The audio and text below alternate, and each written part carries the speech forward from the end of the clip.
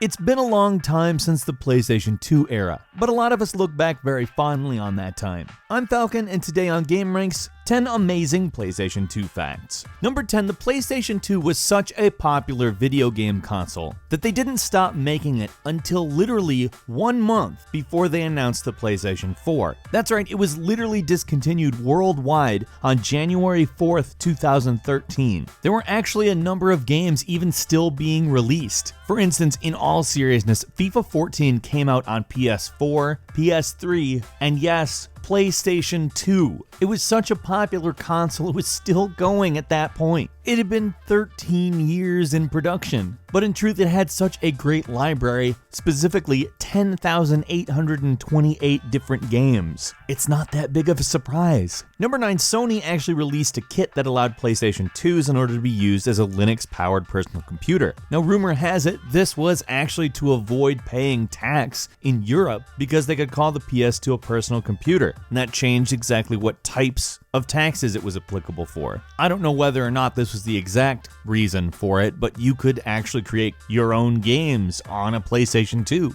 Now granted, the likelihood of you making a PS2 level game was fairly low, but you could do stuff on it. You could even make programs that aren't games. The PlayStation 3 also did this for a while until they disabled it in a firmware upgrade. Keeping in mind it was a bit limited, it didn't have GPU support for instance, and well, for a very long time didn't even have wireless card support. That was added in considerably late in the cycle. But hey, the PlayStation 2 could do it and the PlayStation 3 couldn't, at least after they nerfed it. Number 8, that small logo on the front of the PlayStation 2, you might not have had any idea, but it could be rotated 90 degrees, so when you had the PlayStation 2 upright, the PlayStation logo could also be upright. Number 7, the towers that were shown at console startup. They actually had specific symbolism. The number of towers was how many games you had played on that console, and the height of each of the towers was how long you had played the game for. It was specifically there for you, and basically waited to find out how long it took for you to figure out it was how many games you played and for how long. For some of you, I'm guessing that is right now.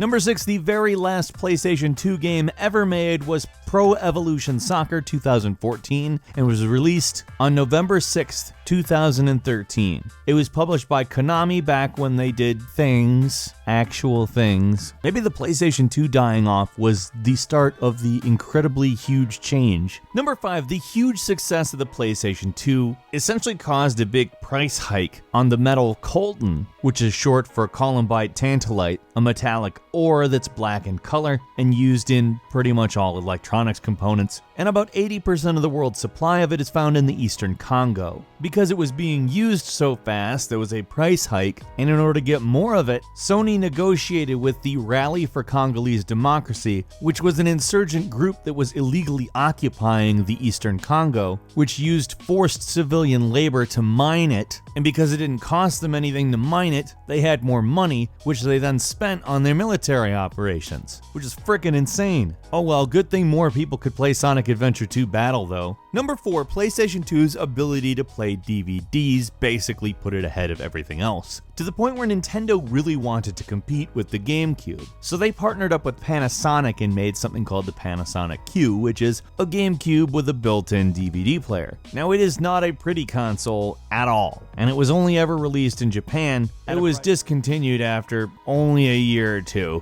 because nobody bought it. Again, the PlayStation 2 had DVD long before the GameCube did, and the way to compete with that would be more good games, which is weird because Nintendo was really never had a shortage of good games, except for, you know, the Wii U, but whatever. PlayStation 2 just beat them to it, that's all. That's it. Number 3, Brazil did not get the PlayStation 2 until 2009. A full 9 years after it was released in the United States and Japan. I mean, granted, by the time they got it, they sure had a lot of games to choose from, but here's the kicker. Its launch price was $462, a 9-year-old console. I can't even imagine myself paying $462 for a PlayStation 2 as a collector, let alone somebody who has never had a PlayStation 2 and is looking to play it. Number 2, a guy named Dan Holmes from the UK liked PlayStation 2 so much he had his name legally changed to PlayStation 2. Now, can you imagine checking in at a hotel with your name being PlayStation 2? On top of that, he quote-unquote joked about marrying a PlayStation and asked a few Vickers if they would marry him to a PlayStation 2. He said they didn't seem keen. Yeah,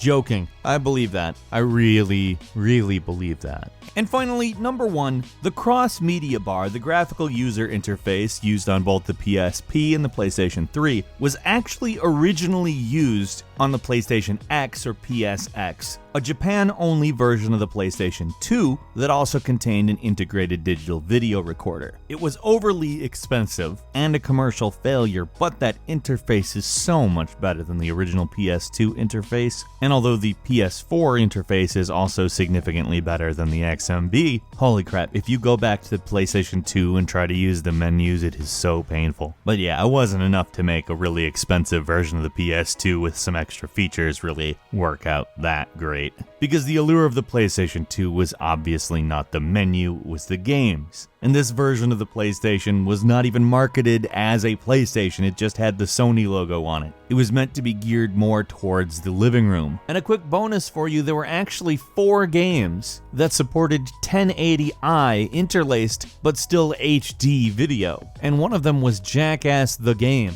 Do you look back upon the PlayStation 2 years with fondness? If so, what was your favorite game? Leave us a comment, and if you enjoyed this video, please click like. If you're not subscribed, now would be a great time to do so. We upload brand new videos every day of the week, and the best way to see them first is, of course, a subscription. As always, we thank you very much for watching this video. I'm Falcon. You can follow me on Twitter @FalconTheHero, and we'll see you next time right here on gameranx.